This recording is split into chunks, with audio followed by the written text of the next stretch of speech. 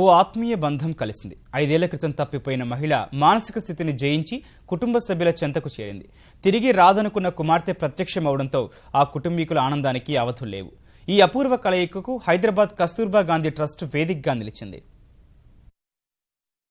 ఈమె పేరు కనకలక్ష్మి. 5 ఏళ్ల తర్వాత కుటుంబ సభ్యులను కలుసుకుంది. తమ కూతుర్ని చూసిన తల్లి, అక్కా చెల్లెళ్లు సంతోషంతో మురిసిపోయారు. భర్తతో పాటు కూతురిని గుర్తుపడుతున్న కనకలక్ష్మికి ఆనంద బాష్పాలే పలకరింతలయ్యాయి.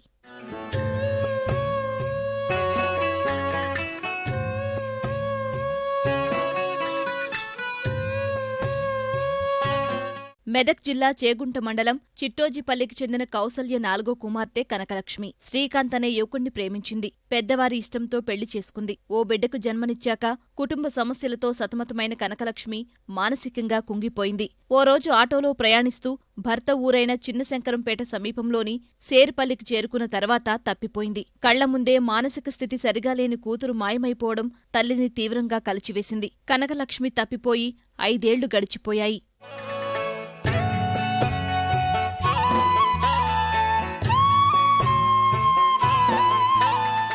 రంగారెడ్డి జిల్లా పెద్దేమూలు మండలం నాగులపల్లిలో కనకలక్ష్మిని గమనించిన అంగన్వాడీ కార్యకర్తలు 2013 జూన్ 14న కస్తూర్బా ట్రస్ట్లో చేర్పించారు. అక్కడి నుంచి చికిత్స కోసం ఎర్రగడ్డ మానసిక చికిత్సాలయానికి పంపారు. తర్వాత నెమ్మదిగా కనకలక్ష్మికి గతం గుర్తుకొచ్చింది. తమ గ్రామం పేరు, కుటుంబ సభ్యుల వివరాలు వెల్లడించింది.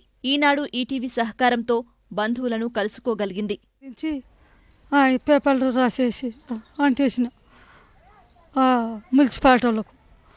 మున్సిపాలిటీలకు ఇస్తే ఊళ్ళో పనిచేసారు నర్సింగ్లో. ఇక అక్కడ ఎతుకులాన్న దొరికింది మంచిగా చేసుకుంటా, మంచిగా కాపాడుకుంటా.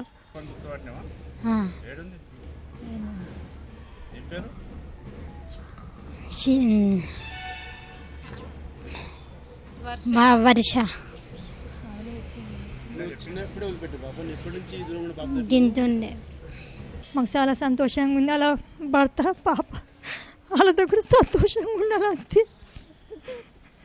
మా చెల్లె లేదనుకున్నాం సార్. మేము వాళ్ళ దగ్గర ఉంటే సార్ మాకు అంతే, మాకేమొద్దిగా కనిపించింది అనగానే మేము వచ్చాం సార్. నిన్న ఇక్కడ నడిపిన వాళ్ళే తల్లిదండ్రి అయ్యవ్వ, మాకు లేనందుకు వీళ్ళే అన్నదమ్ములు అయ్యవ్వ అయ్యారు.